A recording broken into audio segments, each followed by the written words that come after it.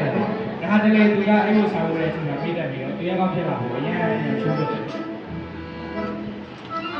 ဒီလိုပုံစံမျိုးဖြစ်တယ်အကောင်းကြီးကိုဖြစ်လာတယ်အားလုံးရဲ့တော်တော်က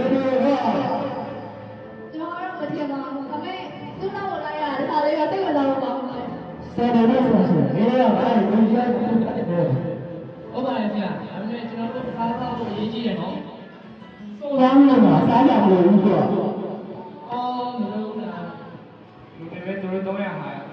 သူဝေးလာတော့ခရီးကိုသူတို့ချောင်းနေနေကြတယ်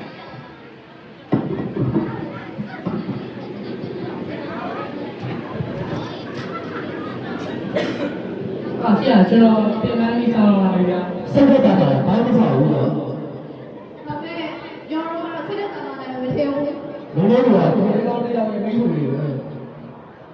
ဟုတ်ပါတယ်ဗျာဒါပေမဲ့ကျွန်တော်တို့အစားအစာကိုလိုနေပြီမမေရုပ်ရည်တရား300မှာဝေးမှာတရားဆက်ကြီးကိုမြင်လိုက်ရတယ်ဆက်နေဆက်နေဘယ်အချင်းပြီးပြီလေဆရာအဲ့ဒါဘူးကြီးအပေါ်မှာတရားစားတွေကတခြားကြည့်ပါလက်လို့ရှိနေတယ်တို့ကမကောင်းချင်ရတယ်ပြရဒီကတော့ပြန်လာတော့ပြင်နေမင်းမကောင်းတဲ့တူကြီးဘယ်လိုလာတိုက်တယ်ကွာဟာရှင်းပါတော့ဆရာ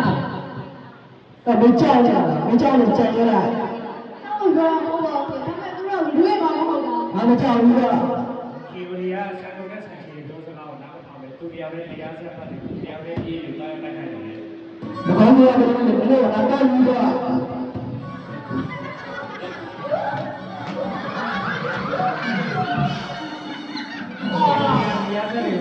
ဆရာ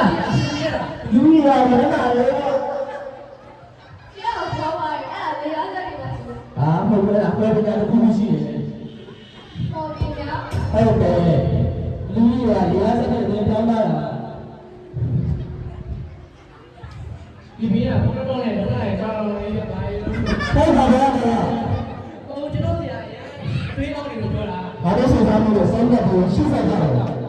ပေမဲ့သူတို့300ဟာစကားစိတ်ကူးတဲ့ခံရကြတယ်မှာခရီးကိုဆက်လက်ဆောင်ပေးကြတယ် Let's go